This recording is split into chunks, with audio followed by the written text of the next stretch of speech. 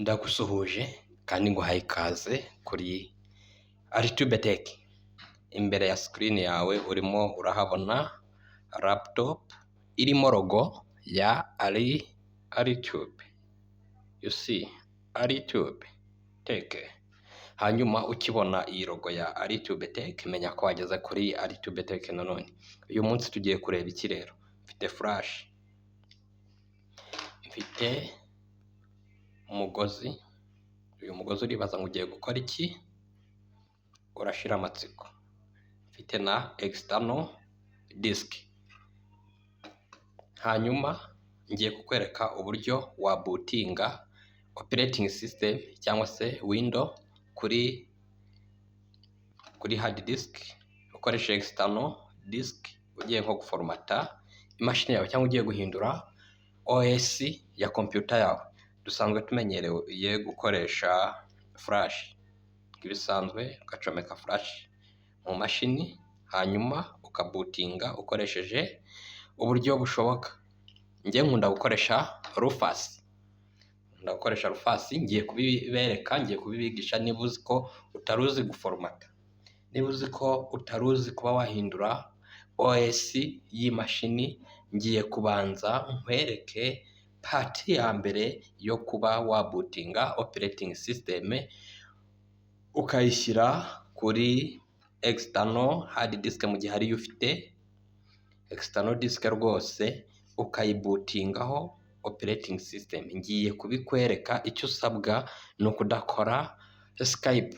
Byaba ari ikosa uskypinze kuko ubu ni ubumenyi ukeneye. Niba utunze computer yaba laptop yaba desktop, aka kantu ukeneye kukamenya. Ukeneye kukamenya rwose. Ushobora kuba utari usanzwe ubimenyere cyangwa usanzwe ubikora ariko ukoresheje flash, noneho ukaba ushaka kumenya ngo ni gute mu gihe flash nayibuze. Ni gute mu gihe nabuze flash ya giga 16, 32 gutyo nabigenza nte kugira ngo mbutinge mu gihe naba mfite external iwanjye. Iyo external rero ngiye kukwereka uburyo uzayikoresha. N'ubundi turakoresha Rufus. Ni process nk'iyo wakoraga kuri flash. Icyo ngiye kukwereka ni key point gusa kandi kaburaga. Icyo ugiye gukora ni iki? Ngiye guhita mfata ya external yanjye nyicomeke ku mashini. Nyicomeke muri port y'imashini.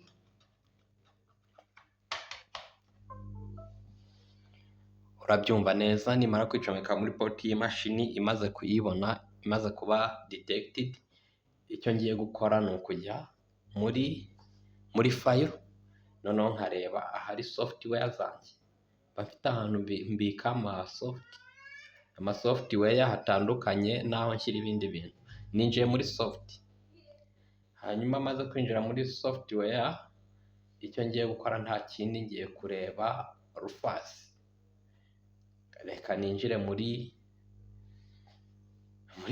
file zanjye. Ninjiye muri window, ubwo nyine niko nayise, naho mbika document zanjye. Hanyuma ngiye kureba Rufus. Nimara kureba Rufus aho iherereye, icyo ndi bukore nta kindi. Dore ngiyi ngiye kuyopeninga as administrator.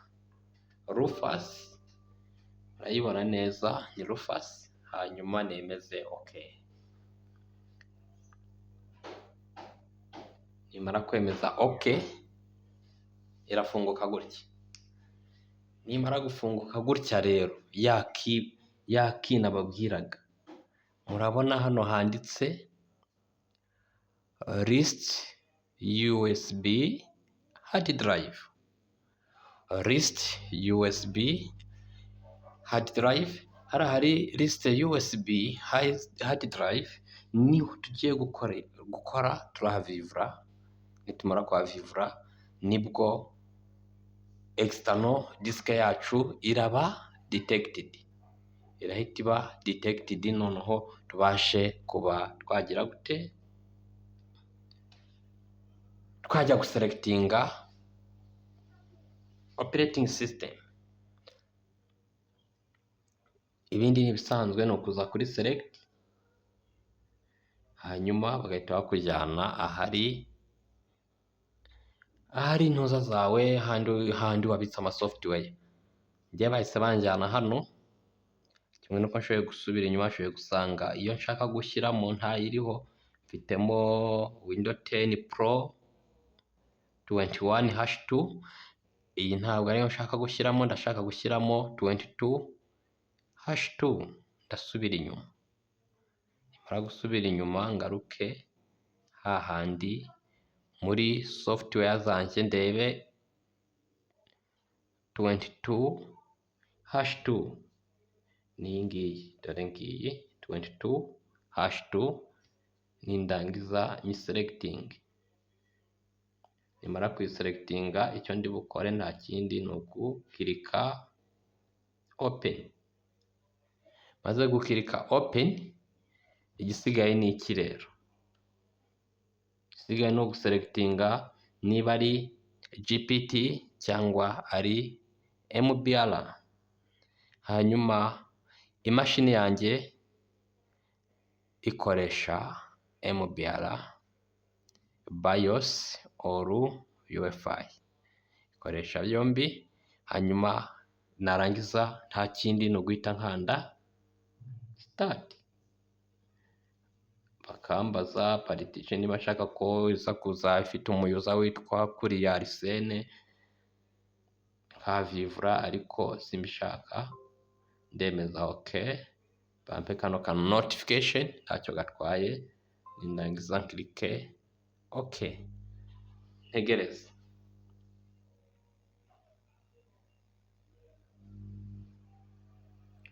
Barategereza rero ikopiye, urabona iri gukopiya, irimo irakora copy iso files, irimo irakopiya za file zose za OS akantu ku kandi, iselectinga rwose, ikanda kana kariya. Hariya rero biba byarangiye rwose. Icyo ugomba gutegereza no gutegereza ko copy irangira, yamara kurangira bakakwandikira ready. Noneho yamara kuba ready, igikurikira ni step ya kabiri, ariyo nzabereka ubutaha, yo gufata noneho ya operating system yawe, ya window yawe imaze kuba bootable, yamaze kuba booted kuri ya external yawe cyangwa ya flash. Gusa hano turi gukoresha external, ubundi ukagira ute, ukayestara muri computer. Tuzabireba muri video ya kabiri, ariko kugira ngo uzabashe kuyibona nuko ugomba kuba warakanze kuri subscribe, ukaba uri umwe mu banyamuryango ba YouTube Tech, ukaba udukurikirana akantu ku kandi tukakugezaho 5 kwa 5. Rero nudakanda subscribe, ndakumenyesha ko uzacikwa muri part ya kabiri, ariyo ya nyuma yo kugira ute, yo gufata ya OS yamaze kuba bootable, ukayishyira muri computer yawe. Icyo usabwa rero ni ugukanda kuri subscribe niba uri mushya kuri YouTube Tech. Icyo usabwa ni ugukanda kuri subscribe kugira ngo utarajya ucikwa na video nziza nk'izi ngizi. Aka kantu ni ingenzi cyane, niba utunze computer rwose, aka kantu kukamenya ni byiza. Ntabwo igihe cyose uzahora ujya gukoresha ku bandi bantu, oya, ni flash gusa. Noneho ukaba ufite naho wakuye operating system yawe, ukaba uyifite iri kopiye bisanzwe, itari bootable. Hanyuma waba uyifite mu mashini yawe, ugahita uyibootinga ku gaflash ukoresheje aya application bayita Rufasi. Ushobora kujya kuri Google Chrome cyangwa se ku yindi search engine, noneho ugasacinga Rufasi downloader, ukayidownloading. Urabona ko rero igeze kuri 95 n'ibice 7 gukomeza. Ugiye gutegereza mpaka yuzuye 100, noneho igahita yandika ready. Tugeze kuri 97.99, wait, wow, well done, ready, complete 100%. Hano noneho wakomeza. Hanyuma ibi nibyo byonyine wari ukeneye kuba wabutinga operating system rwose ikajya kuri external hard disk. Yikwandikiye kuriya rero umaze kubona ready biba byabaye, icyo uba ugomba gukora ni ugukora close, no gukanda kuri close. Reka nkore zoom in, hanyuma ugakanda kuri close, ugahita closinga, no kujyanaho kriso ukaselectinga close. Hano biba byabaye, nta kindi rwose, ibyo biba bihagije ukaba ubutinze operating system yawe tayari. Ubu ngubu byarangiye. Hanyuma ya external disk yacu dushoboye kuza kuri this PC tukayireba. External yari iyi ngiyi ifite giga magana ane na mirongo ingahe, 465.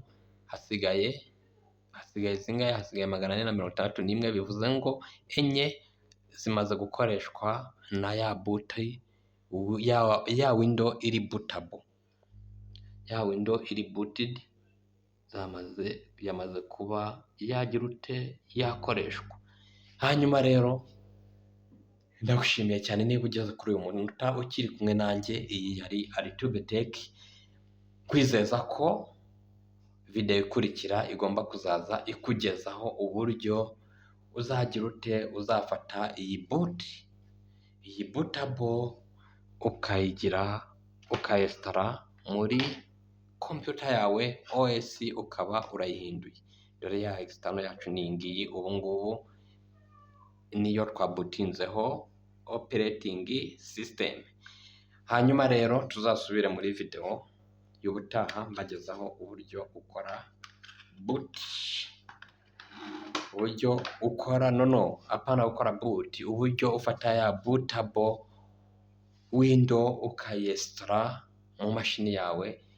Rwose tuzakoresha n'ubundi iyi computer tuyesitaremo operating system installation. Rwose tuzasubire nyibagezaho 5 kwa 5.